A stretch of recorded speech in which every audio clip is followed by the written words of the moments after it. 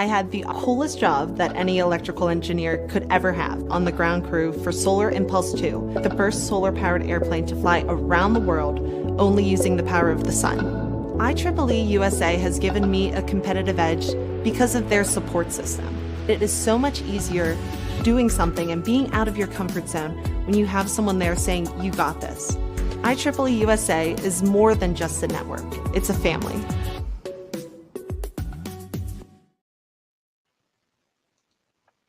Hello, everyone, and welcome to the March 2025 edition of the IEEE-USA Government Relations Washington Update. I am the Director of Government Relations here in Washington, D.C., Eric Heilman, and we have a lot to get into. There's a lot to go through for this month and this update.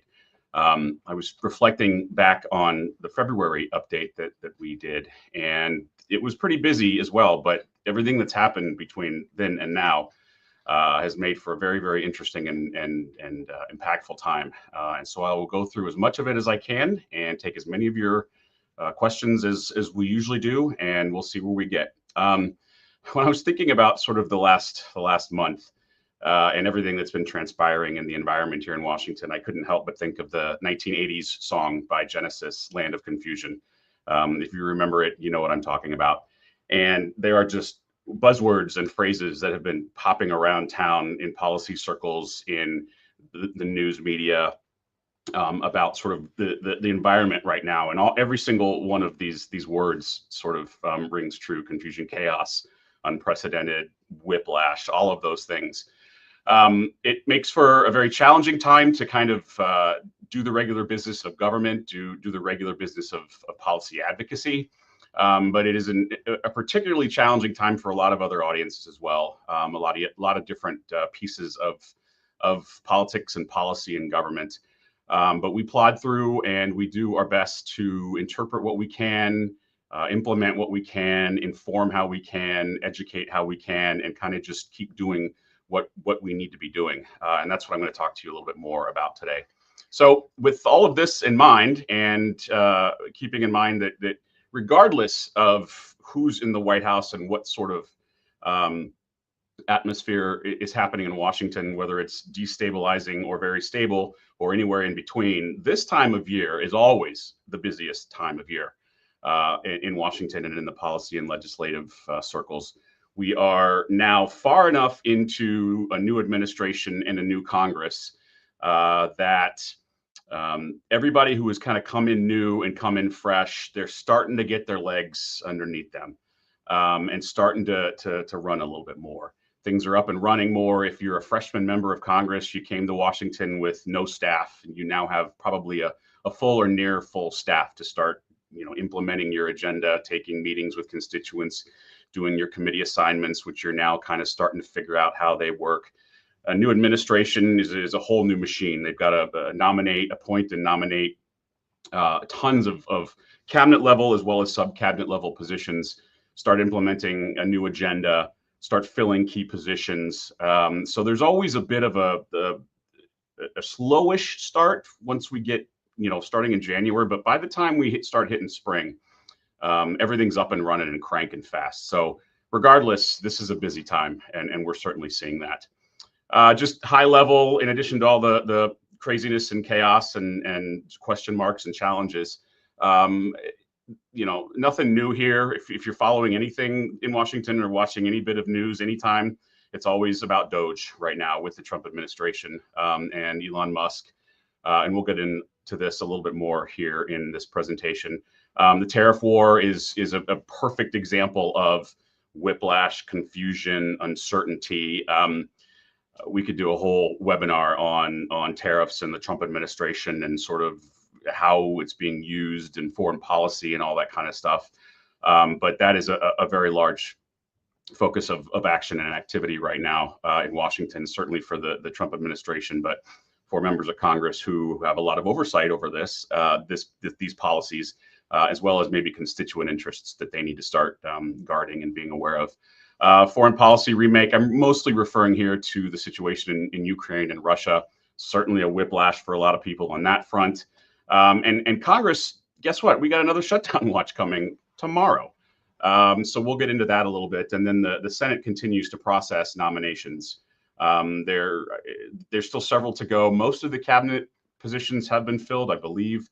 There are still some key ones left outstanding, and several sub-cabinet level appointees that need to go through the Senate confirmation process as well. There is a congressional recess coming up next week, and the mood on Capitol Hill is pretty exhausted. And members of Congress are eager to kind of get out of Washington and go home for a little bit. So, the House actually just left. In fact, they passed one of their appropriations bills on Tuesday and left town. So they're done already. The Senate's still in session. And again, that's really around the shutdown situation. So I'll talk a bit about that. But lots going on, lots of interesting stuff. So I will start with this potential shutdown or the shutdown watch. The end of last month, President Trump made his views known on what he wants to see happen with the federal government, the federal budget. You may recall the federal government has been operating under a continuing resolution since the end of last year that keeps the federal government open and funded through a specific date. And if another continuing resolution or an actual budget isn't passed by that date, there will be a shutdown. And we're bumping right up against that. Tomorrow is the date by which the last continuing resolution set. The House passed their version of a continuing resolution, a new bill, and this one happened to be also a CR, a continuing resolution. And this was a long-term one. It takes the current funding, well, really FY24 funding, and extends it all the way through the rest of this fiscal year. So the House passed their version. The Republicans were able to gather all the votes that they needed with the slim majority in the House that they have, and that was frankly considered quite a feat. There are always a few stragglers who don't like the process, don't believe that Congress should be funding the government through CRs and sort of dig in, but they got the votes they needed. They passed a bill and they recessed and kicked it over to the Senate, and essentially dared Senate Democrats to shut down the government. I mean, that's the way that they have sort of phrased it, and essentially they boxed in the Senate Democrats, the minority in the Senate. They can object and throw some procedural hurdles in this bill based on the rules of the Senate and the rights of the minority party that would essentially delay or block this bill, and thereby sort of running the clock out and almost guaranteeing a shutdown. They don't want to do that, but they also feel jammed and a little bit resentful that they're being told to vote for the House Republican bill or else. So there's going to be some tactics and some politics at play here over the next 24 hours or so. Late last night, this morning, they came out of a closed door meeting among themselves and kind of just said, we're not just going to give House Republicans what they want. The Senate Democrats would prefer to have a short-term CR, but maybe a month or so, and give them enough time to actually put together a real, full, robust budget for the current fiscal year that then they can pass. And Senate Republicans are just not going to go along with that right now. The easy thing to do for them, frankly, is to just do what President Trump asked for, do what House Republicans already passed and sent their way, just move on from this and go to other business. And I think ultimately what's going to happen is the majority in the Senate, the Republican majority, will allow for a vote on the Democratic version of a short-term CR, knowing that it will fail. Democrats will vote for it. Republicans will vote against it, so it will fail. And then they'll put the House, the full long-term CR House bill before the full Senate. And then I think Senate Democrats at that point just say, all right, we'll just vote for this. So we're not faulted for shutting the government down. We'll live to fight another day. So I suspect that's what's going to happen. But we'll see. 24 hours can be a lot in political legislative issues like this. But I'm pretty sure we'll be just fine by the time the end of tomorrow rolls around in terms of federal funding. If not, we're going to have a whole new set of problems. So we'll see. There's so much we could talk about with DOGE. We are more than well aware here on staff and in Washington, D.C. at IEEE-USA of the impact that the DOGE process and the program is having on a number of federal agencies that we rely on and support and work with, a number of our members who work for these agencies or work with these agencies or rely on funding from these agencies. We've watched it very carefully. We've kept very close tabs on kind of the process and the impacts of some of these actions. And I think this is where it's important to kind of remember we are still extremely early in this second Trump administration. I think we're 50 some odd days in, 8 weeks or so. And there has been so much back and forth with each one of these actions, with courts getting involved, federal workers who were fired being rehired, legislative action coming up to question and try and stop some of these actions, emails that go out to federal employees that are then rescinded. So it's a really, really, really difficult environment to make policy, to advocate for a policy, or to really use the traditional avenues of advocacy is probably the best way to put it. So we are making sure that whatever it is that we do on behalf of IEEE and the membership is actionable, is helpful, is positive, and really makes our priorities known in a way that isn't harmful to our organization, our members, and our mission. That's sort of the best way that I could kind of put it right now in terms of the way we're approaching this. And there are things that we are doing, and there are opportunities that we are seeing to address a lot of this in somewhat non-traditional ways, but sometimes just sort of traditional avenues, but maybe different targets.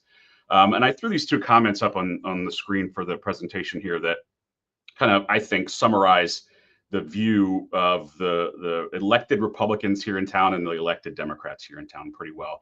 There was an event that I attended a couple of weeks ago with Chairman Babin and Ranking Member Lofgren of the House Science Committee, and they were asked about DOGE. And I think both of these views reflect kind of the two different camps right now of members of Congress in particular in terms of what's going on. Republicans are watching cautiously what the president is doing, and some are absolutely supportive and cheering, but no one's really opposing it right now. I think their sense, at least, is that it's early, let it play out.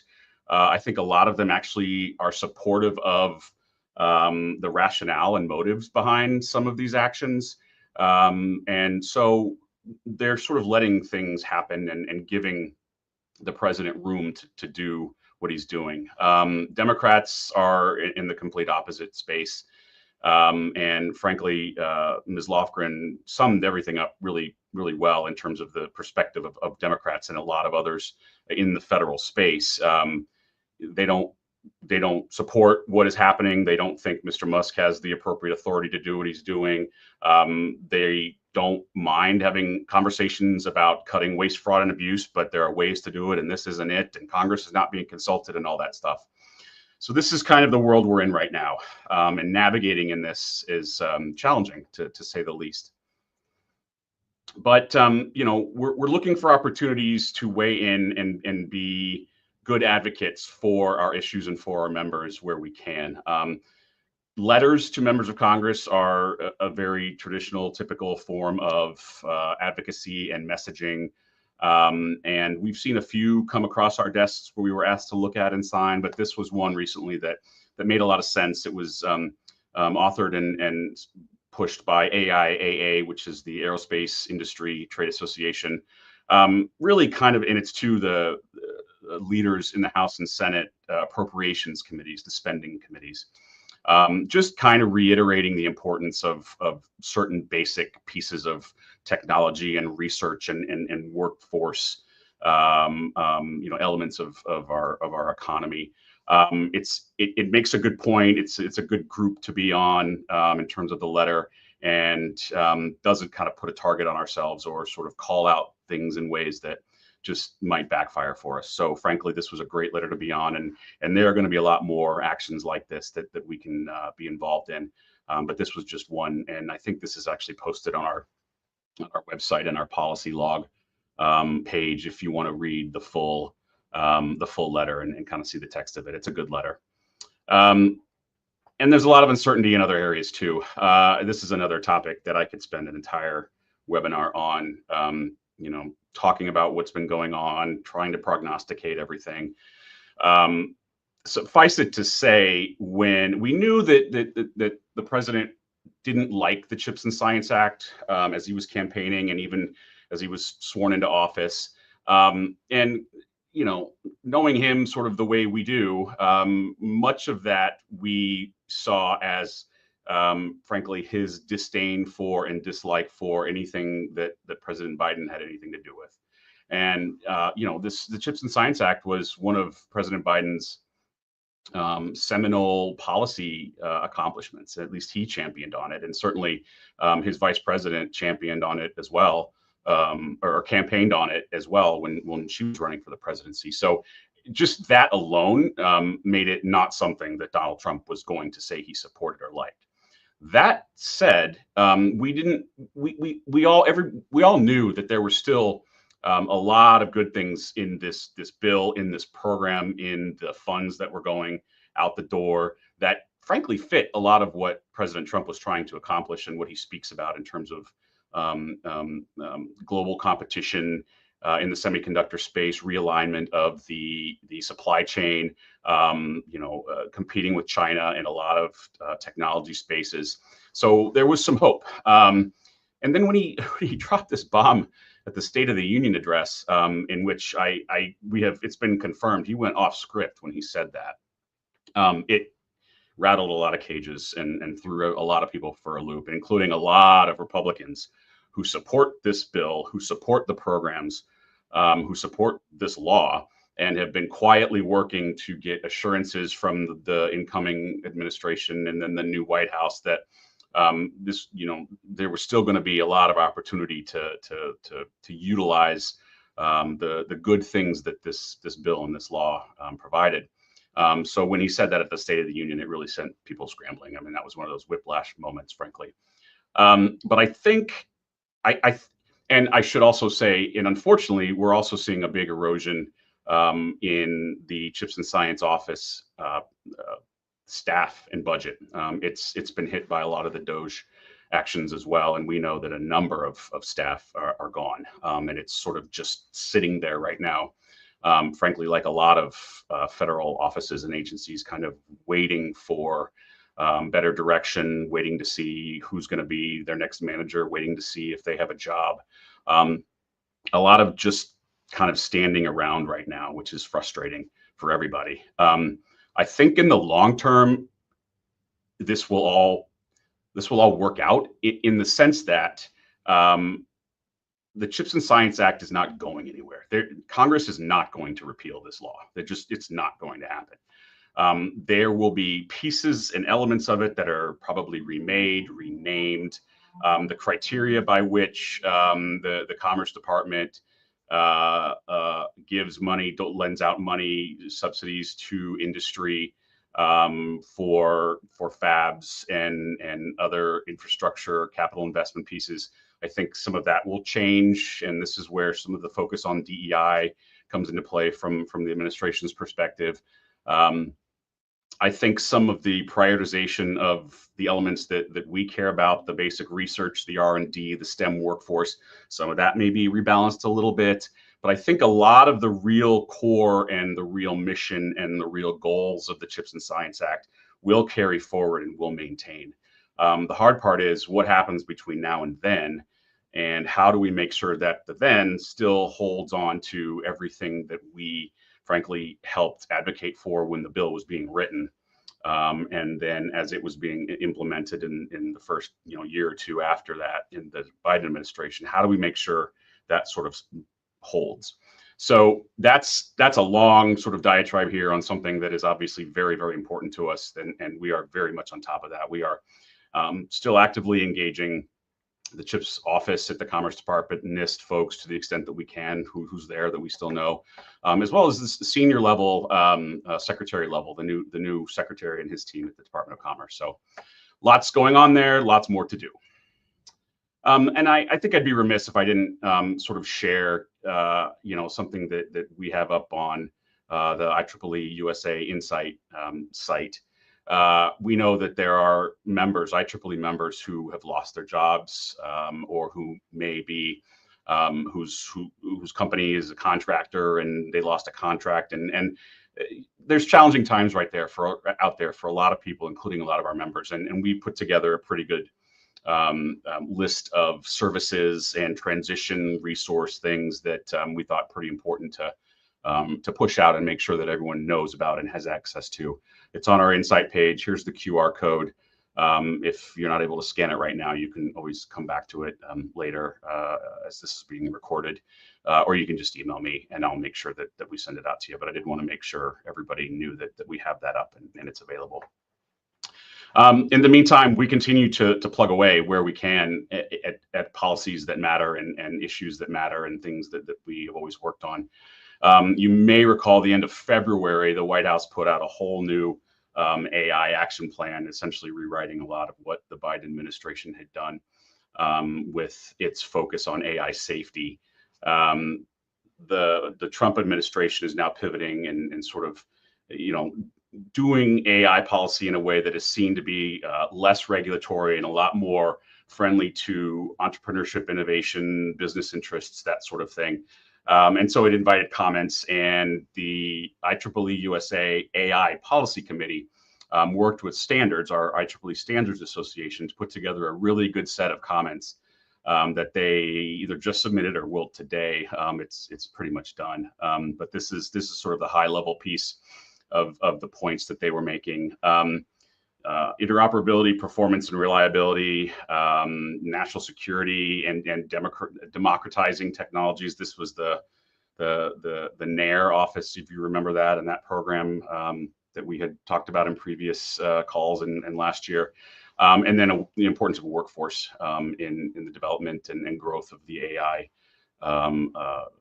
technologies. So sending those comments in, and these should be on our website as well. I think we put comments on it. It's a good submission. Legislation is being introduced left and right in Congress. Not surprising. It's the beginning of a new Congress. Whenever legislation wasn't passed last year, last Congress, members of Congress want to get out there and get their bills back in the hopper for potential consideration this time around. And then we have these bills that reauthorize federal programs, and we talk about this in the context of the defense industry or in the Pentagon often, but there are a lot of other federal programs that have set years by which they're statutorily or congressionally authorized. And while not every program is authorized, and programs don't absolutely have to be authorized in order to do their work, it always helps to sort of buttress what that federal program is doing, what their priorities are, where their resources are, where they ask for more money when the budget cycles come around. If there is a congressionally passed and signed into law statute that kind of lays a lot of that out. And that's what a reauthorization is. And one of the ones that IEEE-USA and its members have supported for a number of years is specific to small business and innovation research and tech transfer. This is SBIR, STTR. This year, the current authorization, the 5-year authorization, expires for the programs.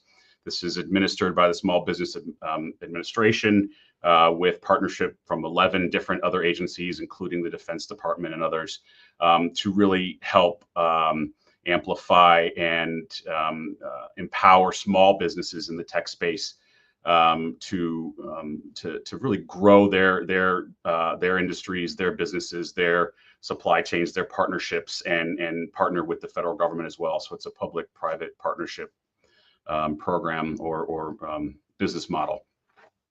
The Senate version of that bill was just introduced. Senator Joni Ernst from Iowa is the chairwoman of the Senate Small Business Committee. Since her committee has jurisdiction over this, Authorization bills like this tend to be introduced by the leader of the particular committee of jurisdiction. So that bill was introduced. And it's got a lot of elements to it, and we're kind of starting to piece through it now. IEEE-USA has a position statement on SBIR that we are going to kind of use in advocacy as this bill starts moving through the process. It's going to take some time. This bill as written probably will not be the final bill that will be passed. The House will have its version.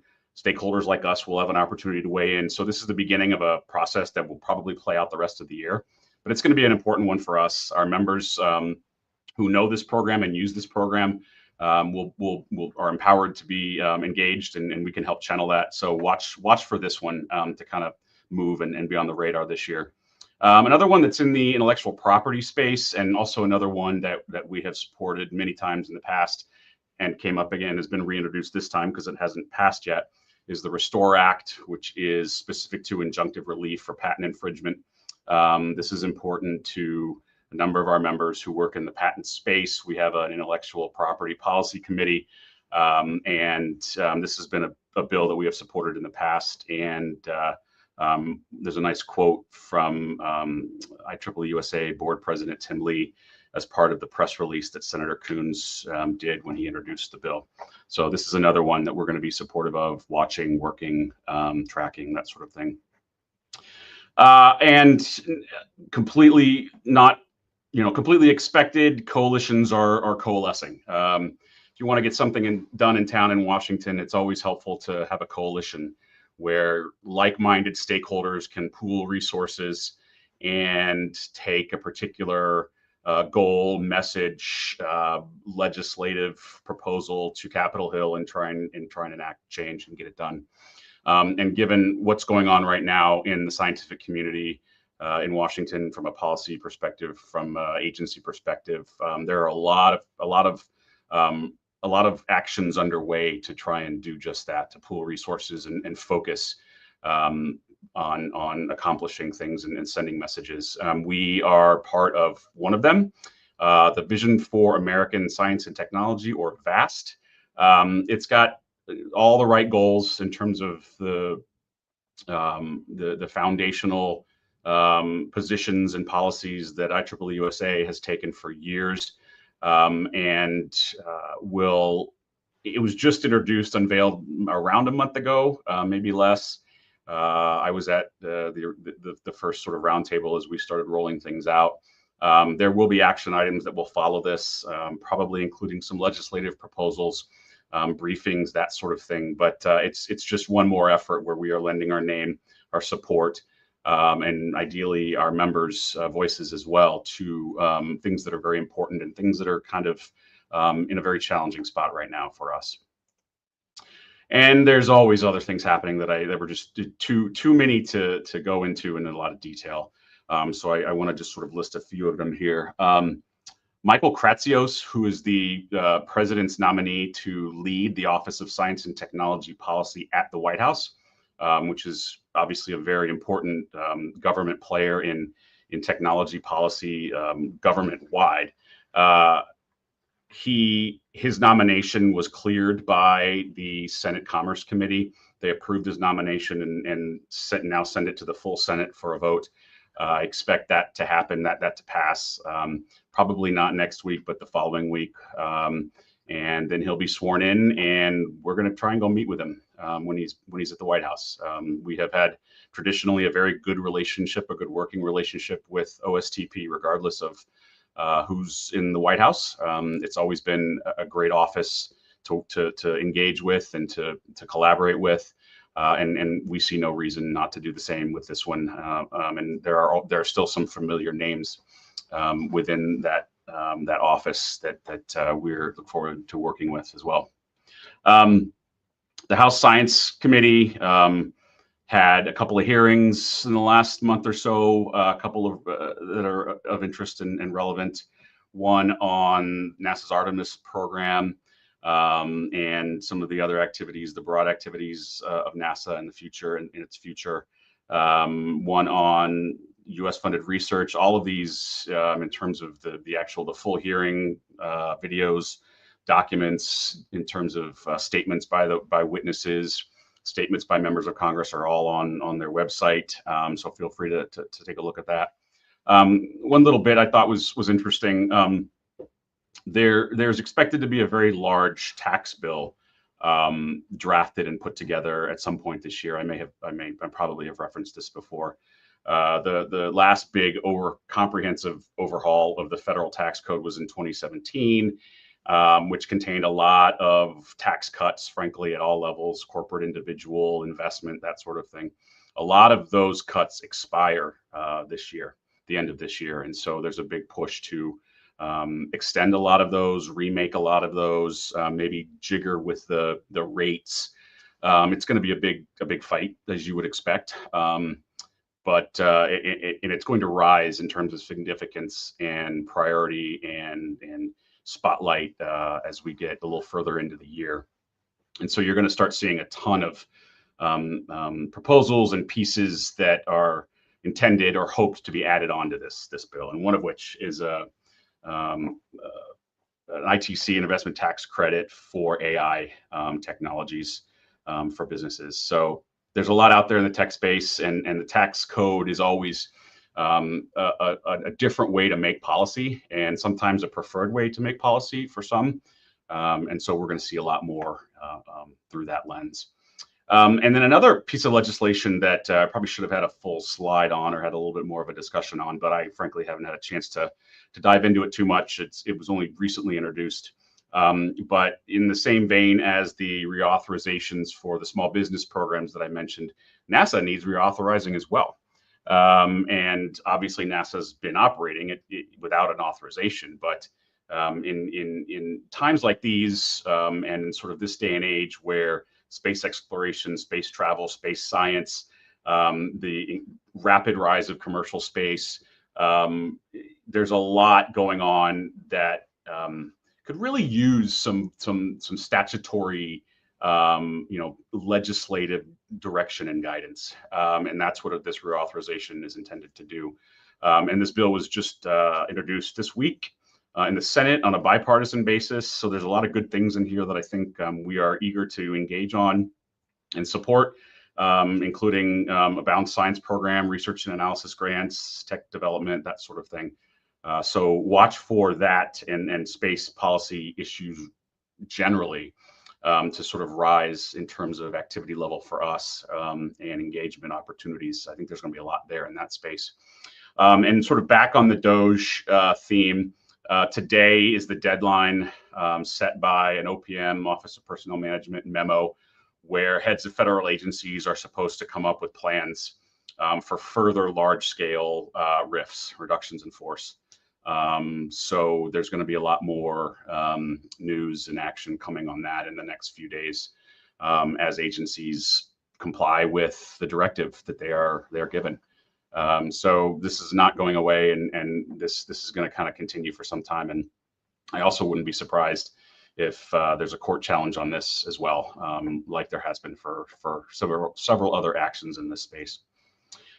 So now I get to talk about events and some of the less heavy stuff, some of the lighter stuff. Every March Madness, IEEE-USA is a big sponsor and supporter of the Hoopla STEM Challenge that takes place in the Dayton, Ohio area.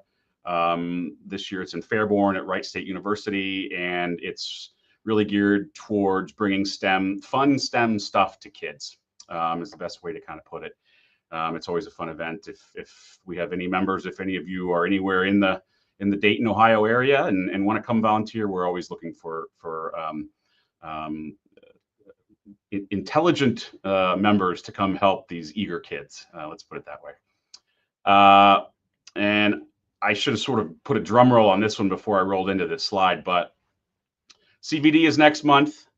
Registration is now closed, and we are shattering records, and we could not be more excited by this and more thrilled by what we are looking forward to seeing come to Washington in just a few weeks. Last year, we had about 170 IEEE members from around the US come to Washington for CVD, and that was a record. We've got 400 right now registered. from actually that 37 states is now closer to 40, and a ton of first timers. So we've been scrambling to put together the right kind of program and get the right venues and land on the right kind of policy conversations and put it all together. The meeting schedules, meeting requests are already out to Capitol Hill for these are the groups that we're going to put members in. Unfortunately, registration is closed. We just can't accommodate anybody else right now. We'd love to, but we are at capacity. It's a very good problem to have, frankly. So thank you to all of you who did sign up. You're going to keep getting some information from us as we get closer to the date. And as always, we are taking questions, fielding all kinds of issues and queries that registrants may have. So this is going to be a good one. We're very, very excited about it. And frankly, this is becoming our main focus in the next few weeks. We have also just announced a new iWork. I think this will be our 4th one now in the last 2 years. So this is going to be in Portland, Maine. It's going to be more AI focused. We kind of did a soft launch this week. The website is up. We are putting together the agenda right now.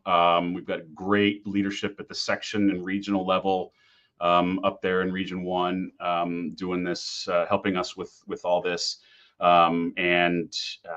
Yeah, keep an eye on it. If you're in the region, if you're anywhere in the area and you want to learn more, jump on the website, come on over. It's going to be a really good event. And so far, they only just keep getting better every time we do these iWork events. So I look forward to that. Cruise. I'm going to plug this cruise until it leaves port. I'm very excited about this one. This will be the 3rd cruise. So a lot of these new programs that have been stood up in the last few years are really gaining steam and doing well. So if you haven't signed up or you're interested, please take a look at the website, shoot us some questions. Program is coming together. The attendee list is coming together. So it's going to be a good time. And I did want to end with kind of a fun one. Don't forget to go out tonight and look up in the sky. It's supposed to be a really amazing bloody moon eclipse, visible by most of the country. So it'll be fun. It's a nice little light scientific way to end and a bit of a heavy webinar on our part here. So don't forget to go check that out in the next day or so. And with that, I will now turn over to the comments and questions section and do my best to answer what I can. And there's a lot of them in here, so I appreciate it. So Brendan, I hope I answered your question about chips and science. The short answer is no, he will not succeed in, well, depends on what you mean by undo. Will he undo? The law is not going away. And I think I went into this a little bit. Things may change around it, the contours and priorities and criteria and staffing and budget and that kind of stuff may shift and alter, but the fundamentals will stay in place. And oh yeah, it says it got answered. I just saw your second one. All good there. Brendan, good question on the SBIR STTR bill. It's got a little bit of a different focus between the bill itself and our comments or our recommendations. We can have a little bit more of a conversation about that, and I think, frankly, the R&D Policy Committee will have that as a conversation piece in the next meeting or so. And keep in mind too that this Senate bill that was introduced is just a starting point. There's going to be a House bill. It's probably going to be different. They're going to have to figure out a way to reconcile that, and we'll have an opportunity to go into both committees and make our case and talk about our priorities. So there are some differences. I think the Senate bill has a little bit more of a DoD national security focus on it, with sort of developing and promoting those types of technologies, which frankly isn't bad for our members. It's good. But I know we have issues in terms of administrative procedures and whatnot. So I think we're going to end up with a good product, but this is just the beginning. SBIR STTR authorization expires at the end of this. It's the end of this calendar year or fiscal year. I can't quite remember. I know it's the end of this year. And I'm not sure where how DOGE has been hitting SBA and those pieces of the other agencies that implement and work on this. It's a good question. It's just not one that I've had on my radar, but I can check. I'm sure there's some impact. There's not that many departments and agencies being spared. Even some of the critical national security ones are kind of getting hit in some way. Quantum, that's Brendan. I don't know the answer to that, but I'll have that on the next one, and we can probably double check that for you. I know you and the R&D committee did a really good position piece on that, position statement on that. I haven't actually seen it reintroduced in legislation, but I will double check on that. And thank you as always for reminding me of that. For some reason, I neglected to look at that before I put together this presentation, but it is a priority, don't worry.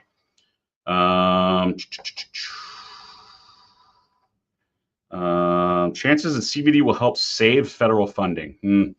Depends on what you mean. I mean, we're going to weigh in. Our members are going to weigh in, and this is where I really want to kind of emphasize,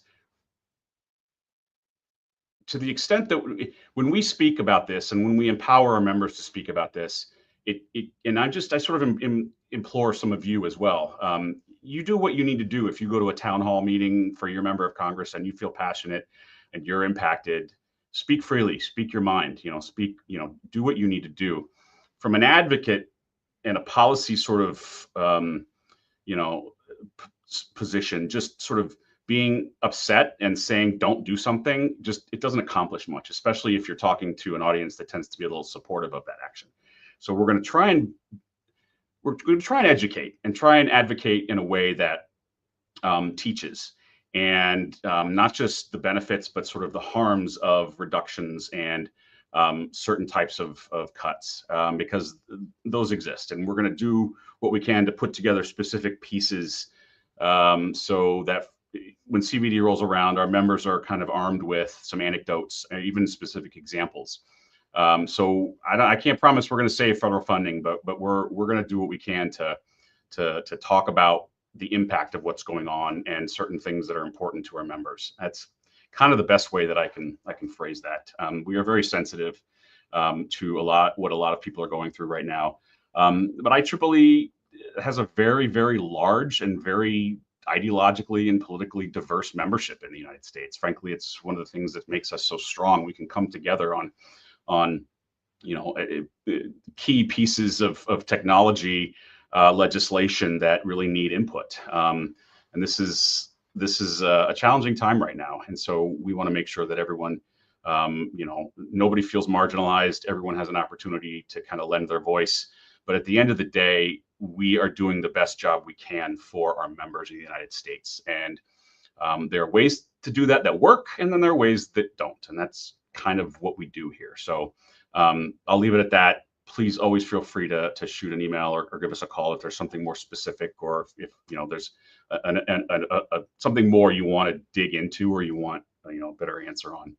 CVD is once a year. If you missed it this year, yes, it will come around next year. We always try and do it about this time every year, usually in April.